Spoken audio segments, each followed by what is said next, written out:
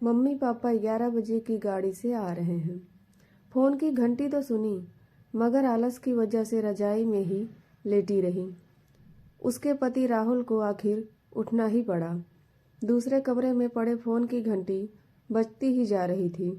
इतनी सुबह कौन हो सकता है जो सोने भी नहीं देता। इसी चिड़चिड़ाहट में उसने फ़ोन उठाया। हेलो, कौन? तभी दूसरी तरफ से आवाज़ सुन सारी नींद खुल गई। नमस्ते पापा। बेटा, बहुत दिन हो गए तुम लोगों से मिले हुए, इसलिए आज हम दोनों 11 बजे वाली गाड़ी से आ रहे हैं।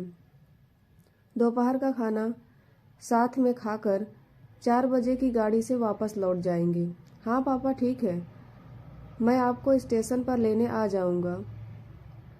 फ़ोन रख कर वापस कमरे में आकर उसने रचना को बताया कि 11 बजे वाली गाड़ी से पापा मम्मी आ रहे हैं और दोपहर का खाना हमारे साथ ही खाएंगे। रजाई में घुसी रचना का पारा एकदम 7वें आसमान पर चढ़ गया। कोई रविवार को भी सोने नहीं देता। अब सबके लिए खाना बनाओ। पूरी नौकरानी बना के रख दिया है। गुस्से में उठी और बाथरूम में घुस गई। राहुल हक्का बक्का होकर उसे देखता ही रह गया। जब वह बाहर आई तो राहुल ने पूछा, क्या बनाओगी? गुस्से से भरी रचना ने तुनक के जवाब दिया, अपने को तल के खिला दूंगी। राहुल चुपचाप मुस्कुराता हुआ तैयार होने लगा।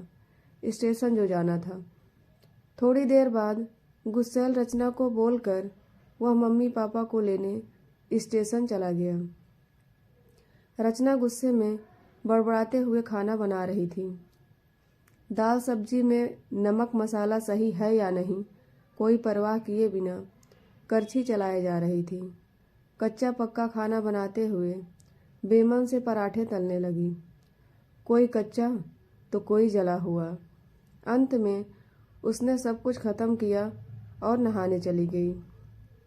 नहा के निकली और तैयार होकर सोफे पर बैठ मैगजीन के पन्ने पलटने लगी। उसके मन में तो बस यह चल रहा था कि सारा संडे खराब कर दिया।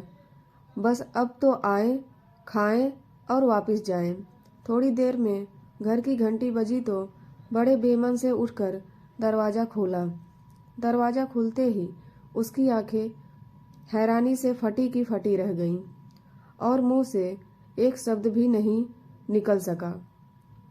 सामने राहुल के नहीं, उसके अपने मम्मी पापा खड़े थे, जिन्हें राहुल स्टेशन से ले आया था। मम्मी ने आगे बढ़कर उसे झिझोड़ा।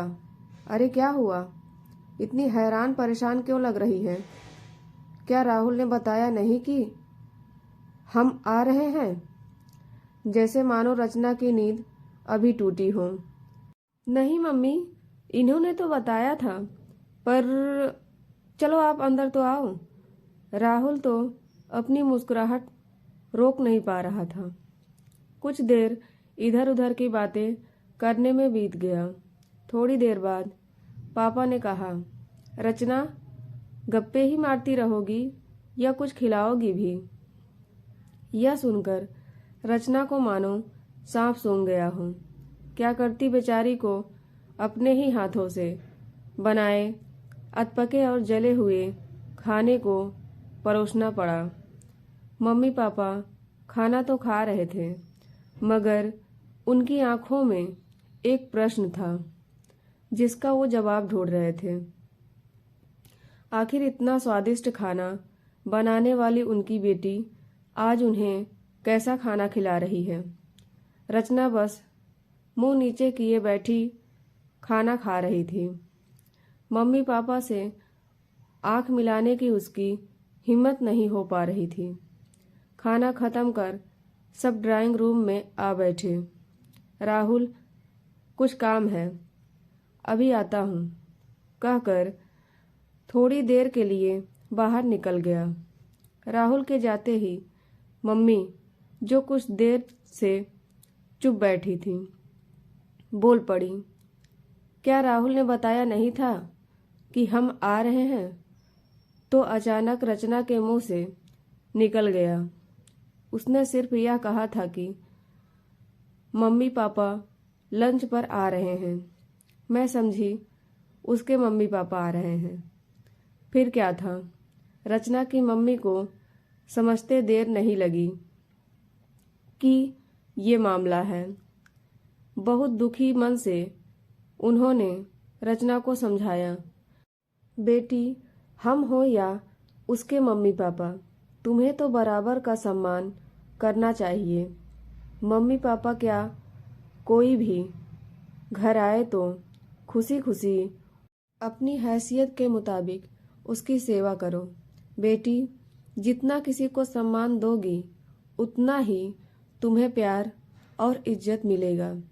जैसे राहुल हमारी इज्जत करता है, उसी तरह तुम्हें भी उसके माता पिता और संबंधियों की इज्जत करनी चाहिए।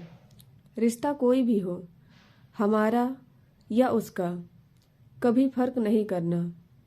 रचना की आंखों में आंसू आ गए और अपने को शर्मिंदा महसूस कर उसने मम्मी को वचन दिया कि आज के बाद फिर ऐसा कभी नहीं होगा।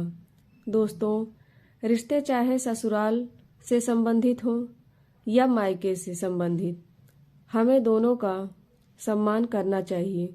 अगर हमारी यह कहानी आपको पसंद आई हो तो प्लीज़ हमारे चैनल को सब्सक्राइब करें और वीडियो को लाइक और शेयर करना ना भूलें। धन्यवाद।